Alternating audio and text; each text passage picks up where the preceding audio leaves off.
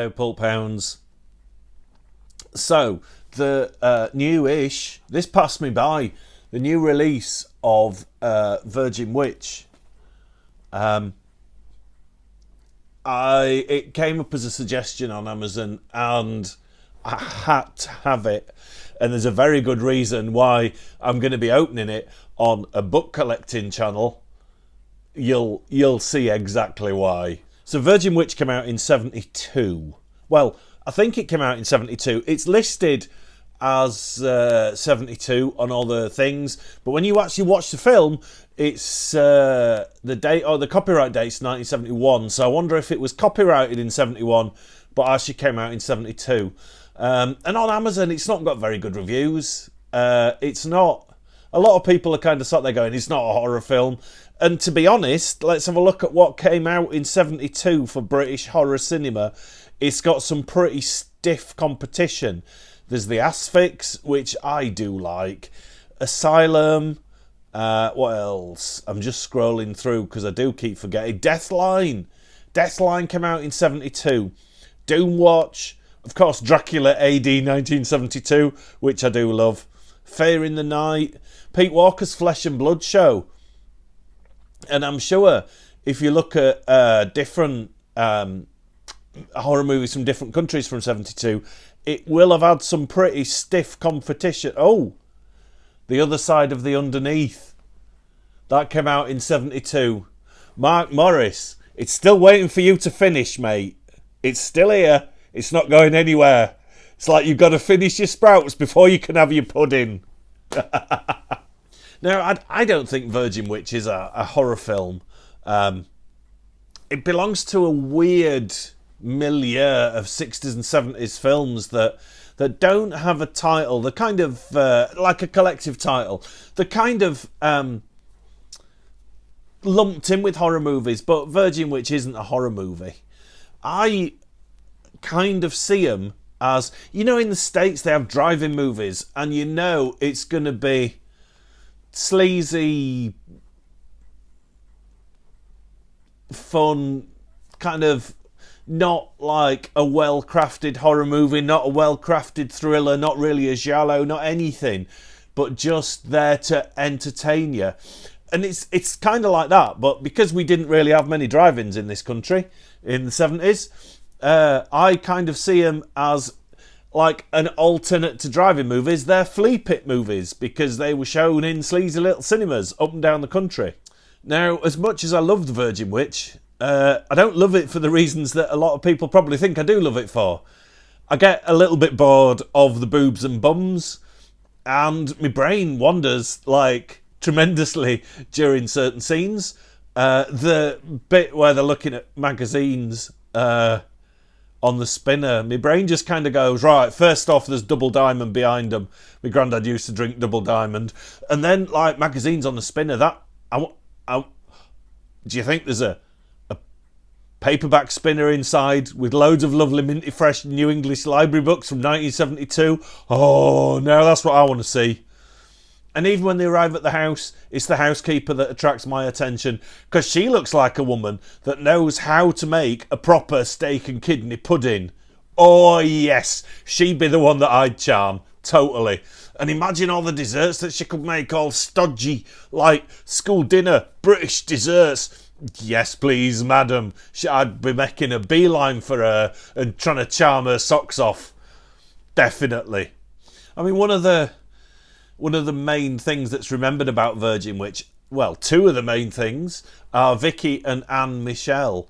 Vicky Michelle ended up in a low. I never really watched that or liked it.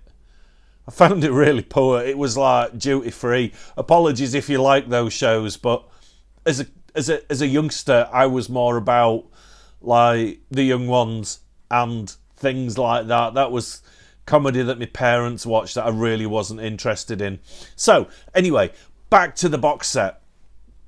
So, it's released by Screenbound, who I think bought out Redemption. Now, back in the 90s, I didn't really like Redemption's books, even though they reprinted some great kind of obscure movie tie-ins. I think that was brilliant. It just, the presentation didn't appeal to me.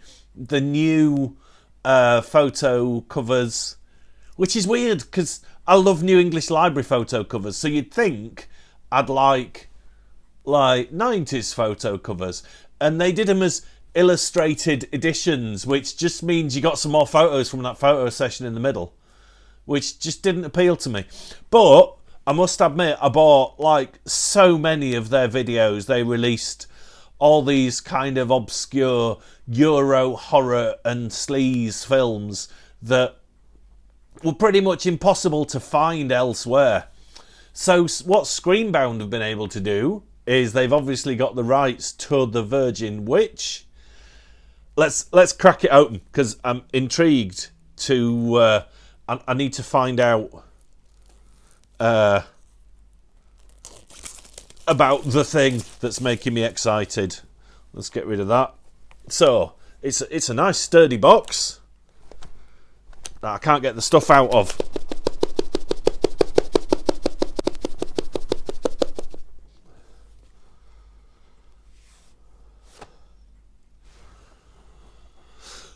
Nice sturdy box.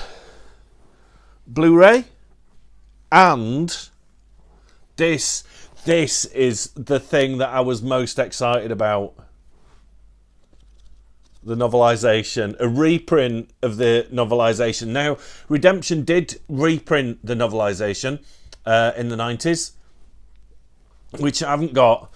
It's by Klaus Vogel, who wrote the original screenplay and came up with the whole idea for Virgin Witch. This kind of cover edition, it's not the same size. It really isn't the same size. I've just been reading that Daughters of Satan. It's not super far off. There we go. But it is the size of a Blu-ray. So I think for me, it's not going to necessarily live on my bookshelf. It'll stay in the Blu-ray box, but I am really excited to read it and have a nice edition. Oh, that's nice. Okay, so it's not a thick cover. I better close that. Can we do that? No, we can't do that. It's a thick magazine type paper, but the pages are really nice. They're kind of foxed and discoloured. That's quite... I like that. And there's a little selection of stills in the middle. Can we show that? We can if I hold it like that. But yeah, just to have the novelisation, it's lovely. They've made a right nice job of it. It's got the 25p, 5 shillings. I think the original was published by Corgi, and I've never ever even seen a copy. I think there might... Is there a copy on Google? I think I found one photo on Google. I'll put the photo up here if I've found it. Most of the editions are the Redemption edition. So it looks really nice. It's a lovely book to come with it. I'm really pleased with that. And when I saw it had the novelisation with it, I was so excited that it was this. This is the original cover, for the original cover illustration from the tie-in novel. Really, really nice. I'd like a slightly thicker cover, and then it could live on a bookcase, but it'll just go back in the Blu-ray sturdy box. That's fine for me. On the if you're interested on the disc itself, there's... I'm going to take my glasses off then because I can't see it, but I can't see it. There's an image gallery. There's a featurette on Hazel Adair. And the original trailer. There's also a nice set of lobby cards done as postcards. which, oh, I ought to check these, didn't I? Oh, not that one. Not that one. Not that one. And we're back to that one. So they're really nice, but I can't show you them all. Otherwise, I'll get me channel taken off, or at least this video taken down for being too spicy. So yeah, price wise, this is currently on Amazon for $14.99 for the special edition collector's box. And the cheapest copy of this novelisation that I found was a tenner, and it was the 90s Redemption edition, which I didn't want anyway. And I think it goes up to about 30 quid for a really pristine one. But this one with this particular cover, I couldn't find for sale anywhere. So yeah, I kind of found it by accident. It was a suggestion for a Blu-ray release of, I think it's been released as The Monster. It's I Don't Want to Be Born, the Joan Collins movie where she gives birth to a mad evil dwarf. And like, as I clicked on that, it just said other people that have bought this also bought. And I was like, is that Virgin Witch with a novel? So yeah, really nice. I'm really impressed. Like I said, it's more of a booklet than a paper novel, but nonetheless, I'm really thrilled to get a nice edition of the original novel. So that's really cool. If you've not seen The Virgin Witch and you fancy getting this, it's not a horror movie. It's a sleazy British occult film that tries to be a bit of a thriller. I mean, it's directed by Ray Austin, so it's directed well, but it just doesn't have much of a punch.